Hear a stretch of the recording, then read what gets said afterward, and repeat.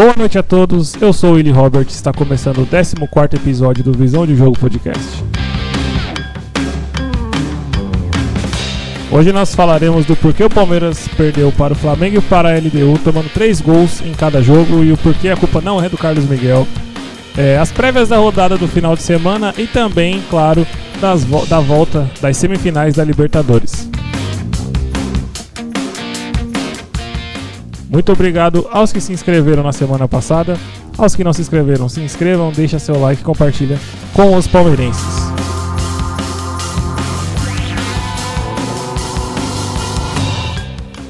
Vamos lá para mais um episódio, né? Falar aqui sobre Flamengo 3, Palmeiras 2. Falar sobre LDU 3, Palmeiras 0. O que aparentemente seria um podcast comentando vitórias, né?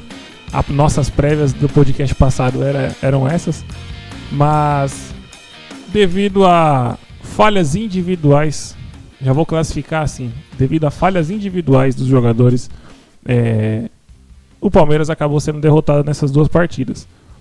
Vamos aqui discorrer um pouco sobre Flamengo e Palmeiras inicialmente. O jogo entre Flamengo e Palmeiras foi mais... não digo óbvio, mas foi um pouco mais fácil de se analisar, porque foi um jogo mais aberto, foi um jogo mais franco das duas equipes. No primeiro tempo o Palmeiras começou bem, todo mundo já sabe, o Palmeiras conseguiu encaixar uma marcação alta no Flamengo, uma coisa que com o Abel Ferreira não tinha visto ainda o Palmeiras fazer isso, principalmente no Maracanã. O Palmeiras teve um domínio com bola e sem bola, mesmo tomando gol. O Palmeiras tinha esse domínio, tinha essa clareza até em criar as jogadas. O gol do Arrascaeta, o primeiro gol do Flamengo, foi uma falha, para mim, clara do Bruno Fux e do Gustavo Gomes. Às vezes as pessoas isentam o Gustavo Gomes de algumas falhas, como já aconteceu historicamente em Mundial, colocando culpa no Luan, outros tipos de jogos de mata-mata que colocaram muitas vezes culpa no Luan e eu vi a falha, na verdade, no Gomes. E essa contra o Flamengo, o primeiro gol, eu vi falha muito grave dos dois, mas também do Gomes. Falaram, inclusive, em falha do Aníbal e não do Gomes. Eu vi algumas pessoas comentando isso. Para mim foi clara a falha dos dois zagueiros. O Bruno Fux, ficou óbvio, ele foi marcar o Pedro. A jogada do Pedro é fazer o pivô, e ele faz muito bem esse pivô. E a jogada do Flamengo, o jogo inteiro, era essa. Bola no Pedro, no pivô, para fazer o time subir, o Arrascaeta aproximar e aí ter a clareza nas jogadas de dar um passe para cá, ou tiver próximo à área, fazer uma finalização. E nesse lance específico, o Bruno Fux errou, para mim, 2 vezes. Errou em tentar dar o bote, porque estava no meio de campo ainda a bola. Não tinha essa necessidade. Se o Pedro gira e vem para cima da marcação, a defesa do Palmeiras, embora estivesse em linha alta, estava bem postada. Só que a partir do momento que ele vai dar o bote e erra o bote, de maneira até infantil, porque até onde eu sei, né, quando eu jogo bola e vou marcar um pivô, seja na quadra, seja no campo, você gruda nele e não dá o lado para ele, independente qual seja. O Bruno Fux errou tanto em tentar ir dar o bote, não grudou no Pedro, deixou o Pedro com uma certa liberdade, uma grande liberdade. Ao mesmo tempo, deu o lado bom pro Pedro. Porque a partir do momento que ele gira pro lado direito, ele fica com um giro mais fácil, um giro mais simples para se realizar. E aí, onde nasce o erro do Gustavo Gomes. O Gustavo Gomes arrancou para fazer como se fosse uma segunda pressão em cima do Pedro e esqueceu do Arrascaeta. Por isso que eu falo que a culpa não estava no Aníbal Moreno, porque a marcação do Arrascaeta, naquele momento, era do Gustavo Gomes. E o Gustavo Gomes pressionou e esqueceu que o Pedro poderia muito simplesmente girar, como ele girou, e sair da marcação do Bruno Fux. E aí quando o Gustavo Gomes faz isso, tenta antecipar ou fazer uma segunda pressão, o Arrascaeta passa pelas costas dele. E aí não tem como cortar a linha de passe, porque a defesa já estava mais aberta, os dois zagueiros abertos. O lateral ainda, se eu não me engano, o Kelvin tentou acompanhar, mas já estava longe, para chegar seria muito difícil. Então, assim, o erro nasce aí, na pouca inteligência de jogo do próprio Bruno Fux, experiência, o conhecimento do Pedro, não sei. de tentar fazer um bote daquele, não grudar, não realizar uma falta, não dar tudo que o Pedro queria e precisava. Mesmo com esse gol, o Palmeiras conseguiu manteve uma pressão até os 30 minutos, continuou em cima, empatou o jogo, empatou numa jogada criada, trabalhada, onde o Flamengo estava com um a menos no momento, mas foi uma jogada que o Palmeiras trabalhou a bola com paciência, pé em pé, até chegar no Kelvin, que fez um ótimo cruzamento, pro Vitor Roque, que fez um ótimo cabeceio. É uma coisa que a gente tinha muita dificuldade, volto a repetir, com o Giais tem uma dificuldade muito grande em cruzamento. O Kelvin já tem essa facilidade, ele bate muito bem na bola. E o Vitor Roque cabeceou muito bem. Tirou do Rossi no contrapé. Foi bem no cantinho a bola. Então, assim, ali o Palmeiras demonstrava o quê? Forte para virar o jogo. Estava bem, taticamente. Tecnicamente, não estava abaixo. Mesmo o Bruno Fux, com essa falha, não estava abaixo. Mas o Palmeiras começou a apresentar uma espécie de não sei se é falta de calma, ou excesso de vontade, ou não sei o que foi. Sei que a partir daí o Palmeiras, mesmo com esse domínio, fez um pênalti em cima do Pedro, o próprio Bruno Fux novamente, onde nasce o outro erro do Bruno Fux. Embora a origem da jogada tenha sido falta no Vitor Roque, não foi falta no Fux. No Bruno Fux não foi nada. Ali foi um encontrão que ele buscou um encontrão e se jogou. Ali tá mais que óbvio. Mas no Vitor Roque é impossível você dizer que não foi falta. Porque o Danilo simplesmente agarra o Vitor Roque e joga ele pro lado. Não foi uma disputa por espaço, uma disputa ombro a ombro, que é o natural. Não foi nada disso. A falta é clara. E o juiz simplesmente, o VAR simplesmente anulou a possibilidade de rever o início da jogada. Mas não exime a culpa dos jogadores. Por quê? A partir do momento que o Danilo recebe essa bola, que ele se desencilha do Vitor Roque fazendo a falta, ele recebe a bola e tem um espaço livre para o Pedro sair na diagonal e conseguir receber essa bola já na entrada da área, que no caso ele recebeu já dentro da própria área. E um espaço gigante onde não tinha um Felipe Anderson para cortar a linha de passe, não tinha um Aníbal, não tinha um Andreas, não tinha um Piquerez, não tinha ninguém para cortar a linha de passe. Enquanto isso, o Bruno Fux estava caído pedindo falta. Sabendo de tudo isso que rolou nessas 2 semanas pós São Paulo e Palmeiras, é inadmissível um jogador ficar esperando faltinha. O juiz não ia dar falta, isso era óbvio. Era óbvio que o Palmeiras seria assaltado como foi. Porque, simplesmente pelo fato da compensação, né? A compensação que existe no futebol brasileiro, principalmente no Campeonato Brasileiro, todos os anos acontece isso. Quando um time é ajudado, ou muito ajudado, ou ajudado de uma maneira muito grande em um determinado jogo, acontece nas rodadas subsequentes esse tipo de falha, né? Esse tipo de falha. E aí o Bruno Fux ficou esperando essa falta. Para piorar a situação, novamente, ele vai e faz o pênalti. E, aparentemente, ele foi para parar a jogada. Na minha concepção, na hora do lance, eu entendi o quê? Ele foi parar a jogada para pedir falta. A falta nele. Uma maneira, assim, infantil, novamente. E até porque o Piquerez estava na jogada, o Piquerez iria cortar provavelmente aquela finalização, possível finalização do Pedro.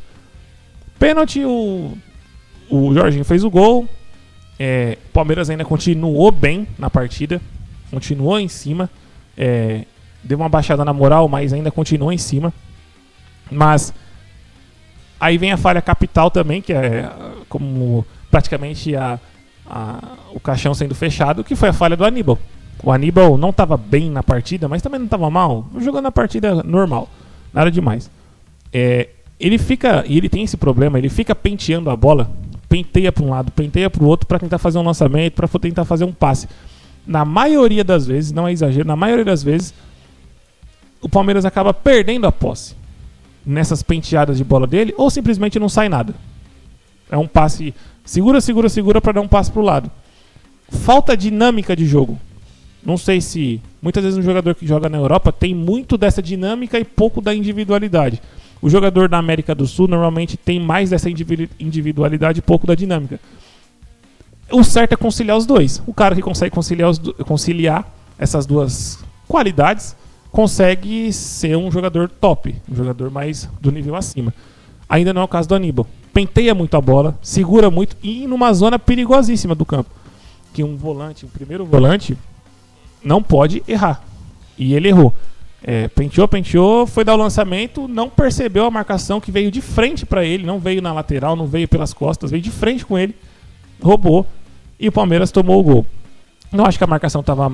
A defesa do Palmeiras estava mal posicionada, o Bruno Fux e o Gomes estavam abertos para receber essa bola, para dar a opção de passe, e a culpa foi estritamente do Aníbal, que ninguém conta com o erro do seu próprio jogador. Você não vai ficar contando com isso, porque senão você não consegue gerar jogo. Você vai ficar com medo o jogo inteiro de alguém errar e você... Por isso que você não vai se movimentar. Então não é por isso que você vai esquecer a maneira de se jogar. Tem que confiar no seu companheiro, né? O erro está estritamente no Aníbal Moreno. Daí pro final do jogo, com esse 3-1, o Palmeiras deu a bola pro Flamengo, até, não sei se por estratégia ou por cansaço ou pelo próprio fator psicológico de ter tomado o terceiro gol da maneira que foi. O Palmeiras não causou mais nenhum perigo. Daí pro final do jogo o Palmeiras não causou nenhum perigo pro Flamengo, porque o Flamengo ficou cozinhando o jogo com a posse de bola. No segundo tempo, o Flamengo, como eu falei, controlou o jogo a partir da posse de bola. O Palmeiras, como eu falei também, não ofereceu perigo algum ofensivamente. Teve uma ou outra estocada, mas nada de perigo contra o Flamengo. E para piorar, o Palmeiras deu muito espaço pro Pedro e pro Arrascaeta. Espaço, liberdade, facilidade para os dois terem a bola no campo de ataque. Não teve nenhum jogador para grudar no Pedro, não teve nenhum jogador para fazer uma cobertura no Arrascaeta. Não é fácil marcar os dois, até porque se fosse qualquer um faria. Não é fácil marcar os dois. Mas o Palmeiras também deu uma facilidade gigante. A partida do Flamengo contra o Racing demonstrou o contrário. Demonstrou o quê? Ou melhor, demonstrou a maneira correta de marcar os dois, talvez. O Pedro se machucou ainda, mas os dois não tiveram a liberdade que o Palmeiras deu. Ainda que o Racing tenha ido para se defender, nada impedia do Bruno Fux ter apertado o Pedro, nada impedia do Bruno Fux não ter trombado o Pedro e se jogado, nada impedia do Aníbal ter errado aquele lance. Então, assim, são coisas que... Os erros individuais dos jogadores que causaram essa derrota. E o Palmeiras... Pra fazer já um resumo geral do jogo, do que foi a partida, né? O Palmeiras acabou que teve os erros de arbitragem, sim, né? Teve o pênalti no Gustavo Gomes também no começo do jogo, que um pênalti claro, o Jorginho empurra o Gustavo Gomes. Se foi com força ou não, um lance capital, um jogador que estava indo para receber a bola, num cruzamento, ele recebeu a bola. O Jorginho não vai na bola, não vai disputar a bola e usa de um artifício, que é o empurrão, que é proibido, é falta.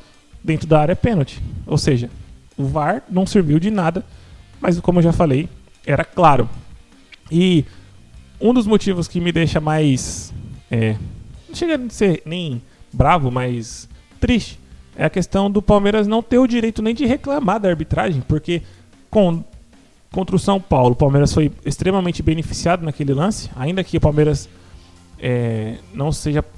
não tenha sido por isso que o Palmeiras virou o jogo. O Palmeiras virou o jogo, já estava 2-0 pro São Paulo. O Palmeiras virou o jogo. O pênalti poderia estar 3, beleza, seria 3-3. Se for conjecturar um pênalti como um gol igual a um gol para o São Paulo, então vou conjecturar que mesmo com aquele gol seria 3-3. Até porque o São Paulo não entrou em campo no segundo tempo. Então, conjecturas à parte, o Palmeiras não tem direito de reclamar da arbitragem, porque contra o São Paulo, o Abel fez questão de falar na entrevista que não tinha visto o lance e que a imagem que ele tinha, que era do campo, né, que ele tinha visto presenciado ali, não tinha sido pênalti. O Abel não tinha visto o lance? Eu acho muito complicado, muito difícil ele não ter visto o lance. Mas foi o que ele falou. Temos que acreditar na palavra dele, embora para mim seja meio absurdo. O Palmeiras não se manifestou, falando que tinham errado a favor do Palmeiras mesmo, não fez absolutamente nada. Então, não tem direito algum de falar sobre a partida do Flamengo. E foi o que aconteceu, basicamente. Ficaram quietos, aceitaram e passou batido. Como eu falei no podcast passado, até o retrasado, que foi da partida contra o São Paulo. Retrasado, né? Eu acredito que o Palmeiras está jogando o jogo do sistema. É o jogo da CBF, os jogos de bastidores, melhor dizendo. se está envolvido ou não em esquema, não é essa a questão. A questão que eu falo é que o Palmeiras está sabendo jogar o jogo dos bastidores. Não quer se indispor com a CBF, não quer se indispor com a arbitragem, quer se manter neutro. Uma posição neutra. Não reclama nem quando é favorecido, tampouco quando é prejudicado. Eu estou entendendo isso. O Abel deu uma parada de reclamar de arbitragem, a Leila não se manifesta muito também. Tá neutro. É uma posição para mim totalmente errada. O certo é você se posicionar a partir da justiça, pela justiça do esporte. Mas nenhum clube está afim disso, nenhum clube vai correr atrás da justiça do esporte. Até porque, como eu já falei, todo mundo sabe, todo mundo fala, é muito mais benéfico para o clube se escorar nos erros de arbitragem do que no próprio fracasso futebolístico, no fracasso do planejamento. É muito mais fácil. Então, vai continuar dessa maneira. Até por isso eu não fico debatendo questões de arbitragem, tem que ser algo muito absurdo. Contra o Flamengo foi muito claro, mas para mim era óbvio que iria acontecer. E como eu falei, o Palmeiras não tinha direito algum de criticar, de apontar o dedo. De modo geral, na minha opinião, o Abel não teve culpa nenhuma no jogo, mas o Aníbal e o Bruno Fux, também o Gustavo Gomes, embora tenha feito o segundo gol no final do jogo, teve culpa sim no resultado. Culpa dos jogadores. Assim como na partida contra a LDU que eu vou estar falando agora.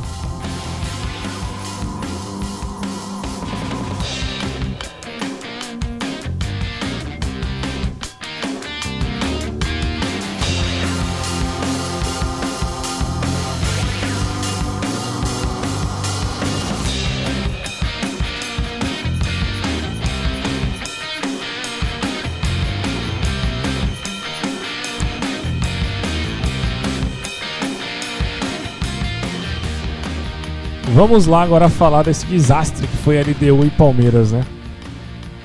O que o Palmeiras fez, ou no caso, deixou de fazer para tomar 3 gols dessa LDU.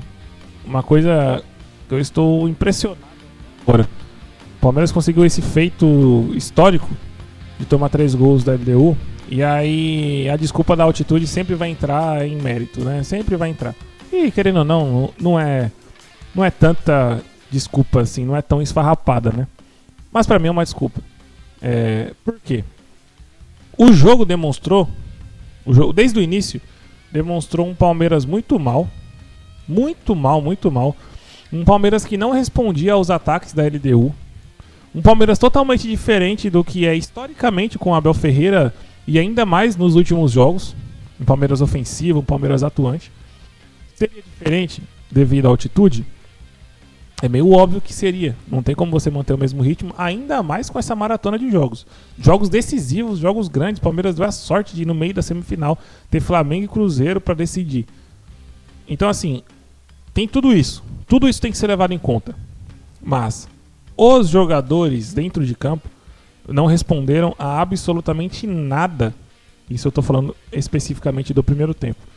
Não responderam em absolutamente nada aos ataques da LDU, ao estilo de jogo da LDU.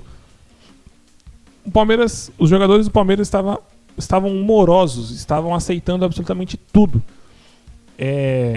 Os 2 gols, um foi de pênalti, o primeiro e o terceiro gol da LDU, foram jogadas idênticas. Jogadas onde a LDU não foi contra-ataque, não foram jogadas de chuveirinho, não, foi uma jogada trabalhada pela LDU, com a defesa do Palmeiras postada lá atrás.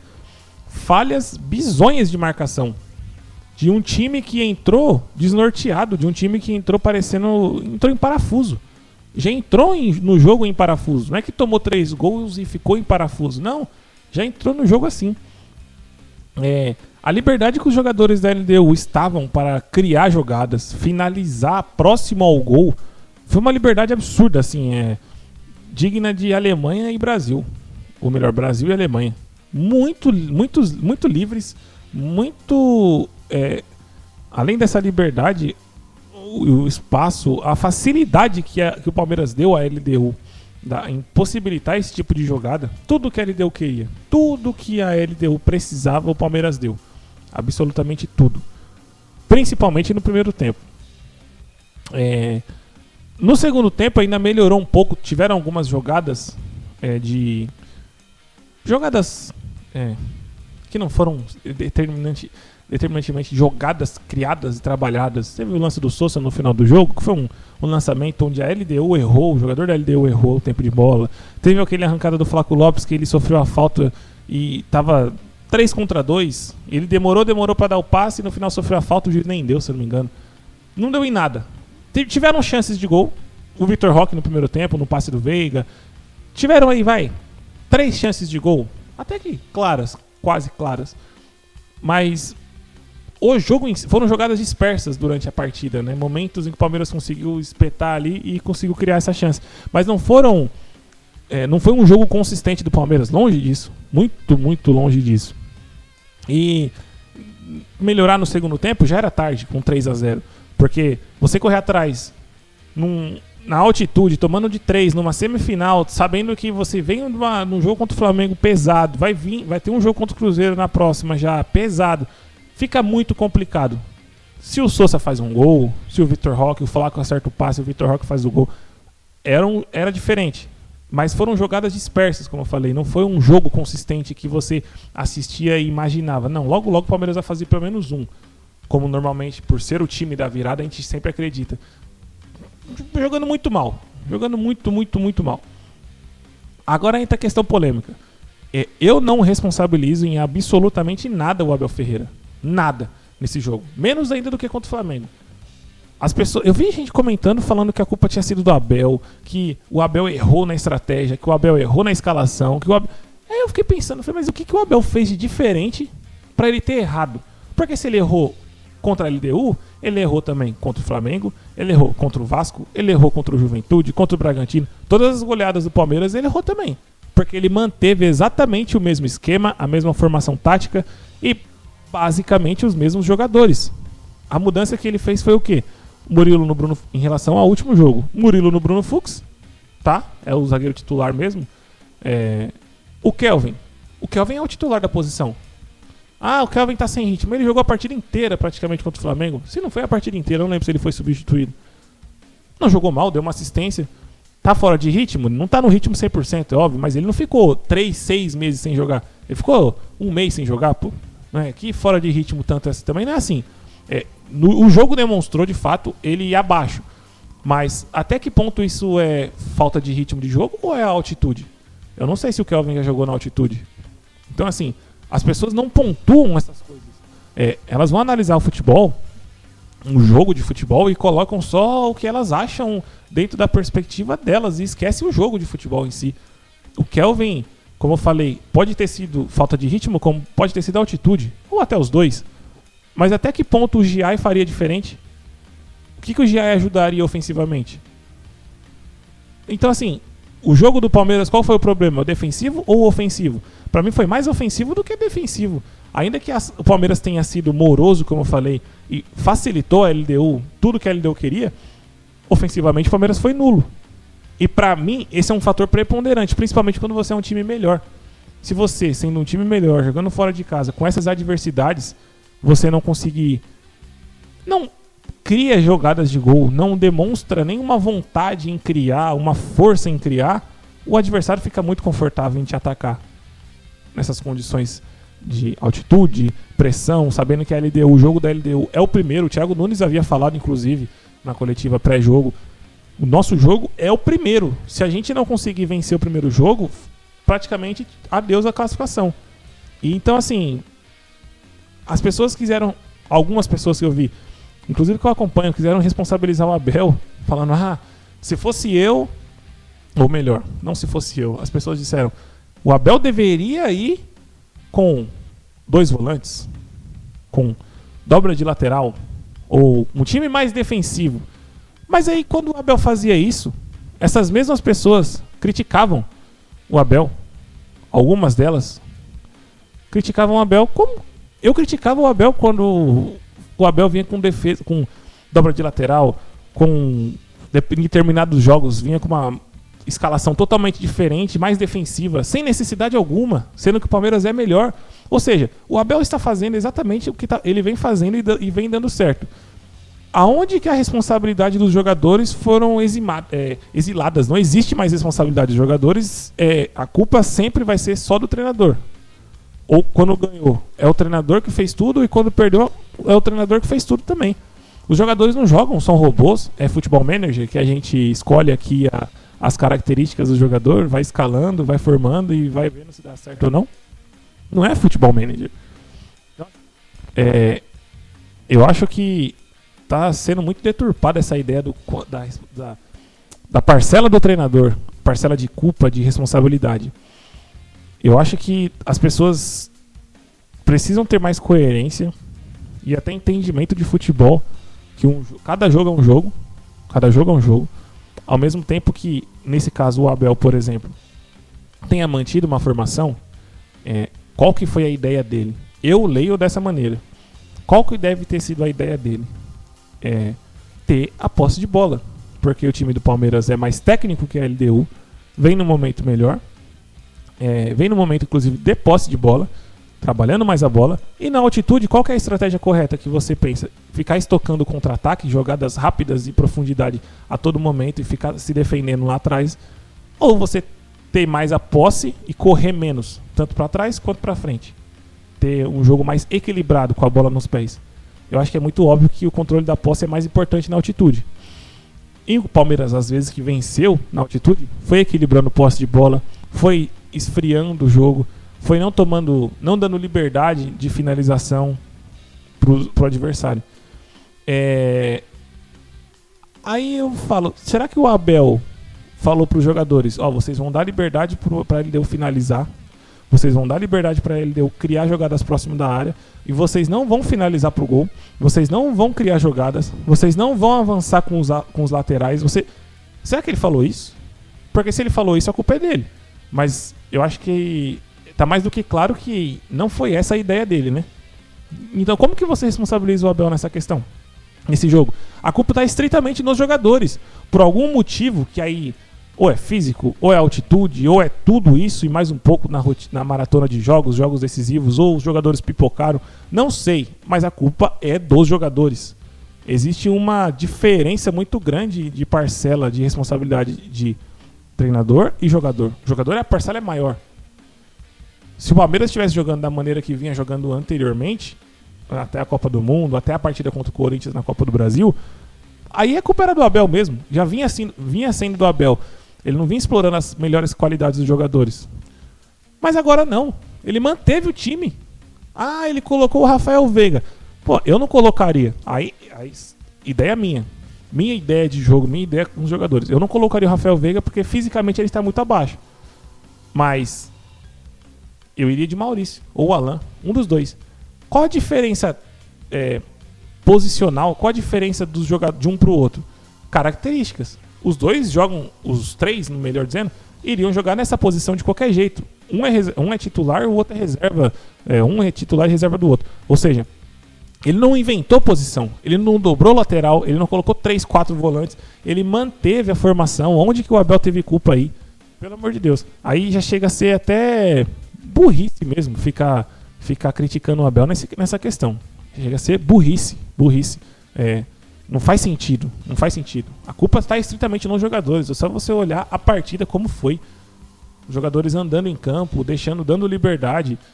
Não foi por querer. Os caras não quiseram entrar para perder. Mas acontece dentro do futebol. E não é porque o Palmeiras, os jogadores não quiseram perder, entraram para ganhar, que a culpa é do treinador, pô. A culpa é dos jogadores. Mesmo sem eles querendo errar, eles erraram. A culpa é de quem? De quem errou. O Abel não errou. Quem errou foram os jogadores. Pra mim é muito óbvio isso. E ouvir as coisas que eu ouvi em algumas lives pós-jogo, beira o absurdo. É um absurdo pra mim, pra quem acompanha futebol. É um absurdo. E aí entra outra questão, e agora foge um pouco do escopo campo, né? Porque agora é falando um pouco mais em relação a clima, momento e o que é o tal do todos somos um. O Paulo Serdã, ex-presidente da Mancha, atual presidente da torcida do Carnaval, ele fez um vídeo pra mim perfeito sobre o que é o Todos Somos Um. Onde estão os abeletes, que tem os abeletes que o Abel nunca erra, e onde eles estão? Porque o que mais se ouve agora é que já era. O pós-jogo da coletividade palmeirense no YouTube já era enorme. Acabou. O Palmeiras perdeu a chance que tinha e não vai conseguir se classificar. E aí o Paulo Serna falou que no vídeo dele, foi um vídeo curto de 4 ou 5 minutos, que ele falou o quê? É exatamente o que eu penso. A diferença da mancha para a torcida comum. A diferença de uma torcida organizada, de modo geral, que está lá para apoiar. Existem momentos de críticas. Corinthians e Palmeiras era o momento da crítica, era o momento do xingamento, era aquele momento, era inadmissível perder da maneira que perdeu. Era inadmissível. E foi inadmissível. Se o Abel entendeu ainda ou não entendeu ainda, já não importa mais. Não importa mais. O que importa é agora. Decisão contra o Cruzeiro e decisão contra a LDU. Os dois campeonatos ainda estão em nossas mãos porque somos o melhor time, na minha opinião. Momento, agora, exatamente esse momento, não estamos no melhor momento. Mas em pontuação, somos melhor. Vamos decidir em casa uma Libertadores agora, a semifinal, sendo um time muito melhor que a LDU, que o nosso adversário. Não tem o porquê acabar um vídeo, uma live pós-jogo, uma live de torcida dizendo que já era. Não tem como falar isso. No outro dia eu acordei já falando, inclusive no serviço, falando assim, a gente vai virar porque a LDU é muito fraca e o Palmeiras é muito mais forte. Não tem como o Palmeiras não virar. Tanto confiança de torcida, de torcedor, mas confiança também do próprio futebol que o Palmeiras vem apresentando. O Palmeiras vem apresentando futebol para fazer mais de 2, 3, 4 gols, principalmente em adversários fracos. Tem uma dificuldade agora, exatamente nesse momento, em tomar muito gol. Tá tomando muito gol, de fato. Mas é um jogo totalmente diferente, é decisão, é outro nível de concentração, é um jogo em casa, é um outro momento. E aí o Sernão fala o quê? Quando perdeu para o Corinthians, tinha sido já eliminado, da maneira que foi, a Mancha não pôde criticar. Não pôde xingar o Abel, não pôde xingar os jogadores. Agora, no jogo de ida, contra uma LDU, que é muito mais fraca, a gente tem decisão em casa, sendo líderes do Brasileirão, já tem gente dizendo que já era. O todos somos um é nesse momento. É nesse momento que tem que ser, é nesse momento que tem que ser utilizado o todos somos um. Cadê a torcida do Palmeiras agora que ficava enchendo o saco dizendo que o Abel eu tenho um plano, o Abel que não sei o quê. De fato ele tem. Vamos esperar para ver. O que nos resta? Torcer, apoiar, confiar nesse time. É esse o momento de acreditar e de confiar, porque o time está demonstrando e é um jogo, cara, é um jogo. E vou utilizar as palavras do Abel, 90 minutos no Allianz Parque é muito tempo. É muito tempo, sim. Aplicar uma pressão sobre a LDU não é uma coisa de outro mundo. Já é o que o Palmeiras vem fazendo. Não é nada diferente do que o Palmeiras já vem fazendo. Então é um jogo aberto. É um jogo aberto.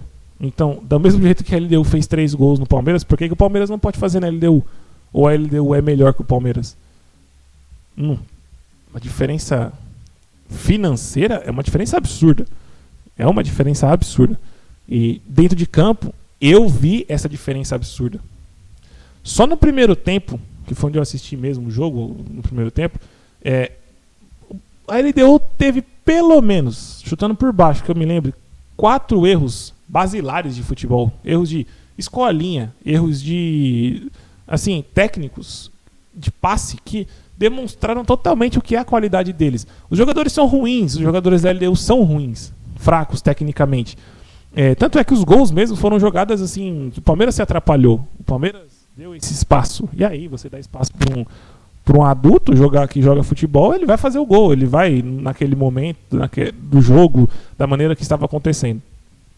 Então assim, tem que acreditar que é possível sim, porque é possível, e o Palmeiras vem demonstrando isso e vem demonstrando, dando esse voto, tem que dar esse voto de confiança, porque o Palmeiras está merecendo esse voto de confiança. Eu acho que, além de tudo isso que eu falei, só pelo fato do Palmeiras em si, já nos últimos anos com o Abel, vir demonstrando essas viradas, vem apresentando essas viradas em jogos que a gente tão pouco acredita, e o Palmeiras vai lá e vira, já era o suficiente. Além do mais, ter a questão do futebol que o Palmeiras vem apresentando e ser um time, para mim, 5 vezes melhor que a LDU, sendo uma decisão em casa, é mais do que o suficiente em acreditar. É mais do que o suficiente. Então, assim, para mim, sinceramente, a final, e aí posso estar falando com o coração, ou com a razão, ou com os dois, ou com nenhum dos dois. Só depois de sexta-feira que a gente vai saber, né? Na quinta-feira à noite. Mas pra mim a final é Palmeiras e Racing. Palmeiras e Racing. E eu já tinha essa final na cabeça antes do jogo. Acabei até, no podcast passado, acabei nem fazendo prévias das quartas do primeiro jogo da semifinal. Mas vou entrar agora nas prévias aqui. E pra mim a final é essa. Mas vamos passar aqui primeiro, antes, ao Brasileirão. Porque já tem rodada do Brasileirão agora. E, querendo ou não, é ordem cronológica das coisas, né? O Fortaleza enfrenta o Flamengo hoje às 7h30. Nesse momento deve estar jogando aqui. Eu solto o podcast às 19 horas. Então deve estar rolando nesse momento aqui Fortaleza e Flamengo. O Flamengo provavelmente vai com o time reserva. Ou mesclar, né? Porque o Felipe Luiz não chega a poupar 100% dos jogadores. É um jogo num campo difícil, um campo ruim, assim, mas o Fortaleza tá muito mal, já tá praticamente na Série B. Pode encrespar pro Flamengo? A minha torcida é essa. Até pela tranquilidade do Abel poder escalar um time mais reserva contra o Cruzeiro. Porque, querendo ou não, vai jogar uma pressão muito grande se o Flamengo vencer.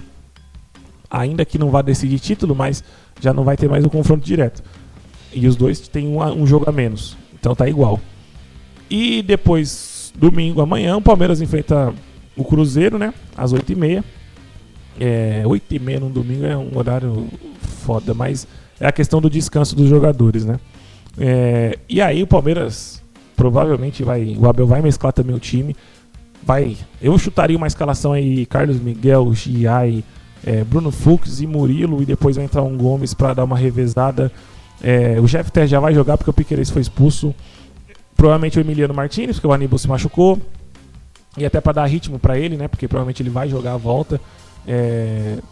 Segundo volante, aí eu já não sei o que ele vai fazer, porque o Andreas vem numa sequência grande de jogos e eu não sei se ele vai manter. Mas se ele não manter, eu não sei o que ele vai fazer. Se ele vai jogar um Alan como segundo volante e deixar o Maurício na direita, ou eu não sei se ele vai poupar o Flaco e o Vitor Roque, porque não tem o reserva pros dois hoje. Então é um probleminha aí grande pro Abel pensar. Provavelmente o Sousa vai jogar no lugar do Felipe Anderson. Provavelmente o Veiga deve jogar de novo. Aí eu não sei, como eu falei, se ele vai poupar o Flaco, vai poupar o Vitor Roque, vai jogar o Maurício com o Alan. O Alan deve jogar, que ele conseguiu o efeito suspensivo. Então se tentou o efeito suspensivo é porque ele vai jogar. Não sei em qual posição. Então vai ter bastante mudança. Pelo menos 6 a 7 mudanças é certeza que o Abel vai fazer no time. Até porque é necessário. O jogo da volta contra a LDU, o Palmeiras, para vencer, tem que fazer pressão, tem que jogar no mental, tem que jogar, e é um jogo muito exaustivo. Mas é o jogo da temporada para passar para uma final. Então, assim, é o jogo, não tem o que fazer, é dar tudo naquele jogo lá. Contra o Cruzeiro, querendo ou não, é muito importante, mas o Cruzeiro não vai ultrapassar o Palmeiras agora. Se ganhar, Deus o livre, ganhe do Palmeiras, ainda ficaria 4 pontos a menos com um jogo a mais. Então o Cruzeiro não faz medo. O problema é o Flamengo. O problema, na verdade, é o Flamengo ganhar hoje e aí amanhã o Palmeiras vir com essa pressão. Mas de modo geral, o elenco do Palmeiras não é fraco. O elenco do Palmeiras é forte e é possível ganhar. Aí vai na questão aqui, mental. Saber entender o momento, saber jogar o jogo. O empate não é ruim. Semana passada eu dizia o contrário, agora já entendo que o empate contra o Cruzeiro não é ruim. E agora sobre a volta da Libertadores, para finalizar o podcast de hoje, começar aqui com Racing e Flamengo. Racing e Flamengo para mim vai ser um jogo muito bom de assistir, os dois, claro, não sei, muito bom de assistir, mas vai ser um jogo, eu acho que taticamente vai ser um jogo muito trabalhado, muito pensado, mas acredito que seja um jogo muito intenso, de muita pegada. Vai depender muito do juiz, como sempre, se o juiz vai ficar parando o jogo ou não vai. A depender do que acontecer no começo do jogo, um gol para um lado ou para o outro, vai ser bom o juiz ficar parando o jogo para um time ou para o outro. Se o jogo se mantém um 0-0, eu acredito, inclusive, que é capaz disso se enrolar, se postergar. É capaz de ser um retrato, uma réplica de Estudiantes e Flamengo. É capaz que aconteça isso. Se acontecer isso, vai para os pênaltis. 1-0 é pênaltis. E aí, a dificuldade do Flamengo, eu acho que vai estar em vencer esse, não trauma, mas o Flamengo vira e mexe fora de casa em Libertadores dessas pipocadas. Mesmo com um time muito melhor. Em casa aconteceu com o próprio Racing, sem torcida. Aconteceu com o Olímpia fora de casa. Aconteceu com o Peñarol. Já vem acontecendo. E contra o próprio Estudiantes, quase aconteceu. Então, assim, o Racing é mais forte. É uma semifinal. O jogo da vida do Racing é esse. É o jogo da vida do Racing. Os caras estão muito motivados para tentar ganhar essa Libertadores. E o estádio vai estar pulsando, o estádio vai estar... Então, assim, mas, no final das contas, o Flamengo é muito melhor. Não vai ter o Pedro, que se machucou, mas o Flamengo é muito melhor. E eu acho que esse tipo de jogo, a qualidade técnica, só fará diferença nesse jogo específico. Só fará mais diferença do que a física se o Flamengo arrumar um gol logo no início. Porque aí pro Racing virar ficaria muito mais difícil. Mas se o jogo se amarrar, se enrolar, o Flamengo não estiver muito bem, é capaz do Racing arrumar um golzinho, achar um golzinho, até porque é um time que chuta muito pro gol, chuta muito, qualquer oportunidade está tentando chutar. É um jogo complicado. É um jogo complicado que com certeza eu tô torcendo pro Racing, sem a menor sombra de dúvidas. Eu quero o Racing na final. Embora ganhar do Flamengo seria mais gostoso ainda. Mas eu quero o Racing na final e tô torcendo pro Racing. Já agora Palmeiras e LDU, eu já falei praticamente tudo. O que o Palmeiras tem que fazer para vencer a LDU? Não é muito simples, mas a base do que o Palmeiras tem que fazer é o seguinte: pressão do início ao fim, não deixar a LDU respirar. Com a posse de bola, ser incisivo e trabalhar muito mais jogadas por dentro. Tentar utilizar ao máximo o Flaco Lopes e o Vitor Roque com a aproximação de um lado com o Felipe Anderson e o Piquerez, e do outro com o Maurício se for jogar, com o Alan se for jogar, juntamente ao Kelvin que tem que jogar. Trabalhar isso ao máximo. E o Andreas Pereira chutar mais pro gol. Próximo da área, se tá na intermediária, chuta pro gol porque ele chuta bem. Numa dessa o goleiro rebate, a gente não sabe se o goleiro é bom ou se é ruim, porque no jogo da ida o Palmeiras não chutou praticamente. Pegou aquela bola do Sousa, mas era cara a cara, uma bola no jogo. Arrisca, chuta pro gol. Se o goleiro rebotear, tem 2 atacantes. O Palmeiras joga com 2 atacantes hoje. Os caras estão próximos da área, eles podem pegar um rebote. A bola pode entrar, pode gerar um escanteio. É pressão. Não tem que ter dó, não tem que ter medo de chutar pro gol. Tem que ir pra cima, driblar, fazer jogadas individuais. Até por isso talvez o Alan seja importante nessa questão. Nessa questão o Alan até pode ser importante já no início do jogo. Ou também entrar no segundo tempo. Vai depender de como for a situação do jogo, como o Abel vai querer treinar o time pra essa partida. Mas a receita é essa: pressão incessante os 90 minutos. Se o Palmeiras vai aguentar ou não é outra história, mas a receita é essa. E jogar, tentar empurrar o lado mental pra cima da LDU de uma maneira mais forte. Tentar não ligar, não se importar com faltinha besta que o juiz vai dar. É batata, ele vai fazer isso. Principalmente se o Flamengo passar. Se já tiver o Racing na final, eu acho que a arbitragem fica mais livre pra deixar o Palmeiras jogar. Caso contrário, vai ser mais difícil ainda. Mas ainda assim o Palmeiras tem muita chance, porque o jogo não vai ficar parado também os 90 minutos. Como o Abel falou, 90 minutos é muito tempo. Então vamos lá. Encerrar mais um podcast, se Deus quiser. Com o próximo podcast terá mais 2 vitórias pro Palmeiras, classificação pra final. E eu acredito muito nisso, porque o Palmeiras é melhor e é possível sim o Palmeiras se classificar para a final da Libertadores. Muito obrigado a você que assistiu ou ouviu o podcast até aqui. Deixa seu like, se inscreva no canal. Sábado que vem, às 19h, estaremos de volta. Um forte abraço e valeu!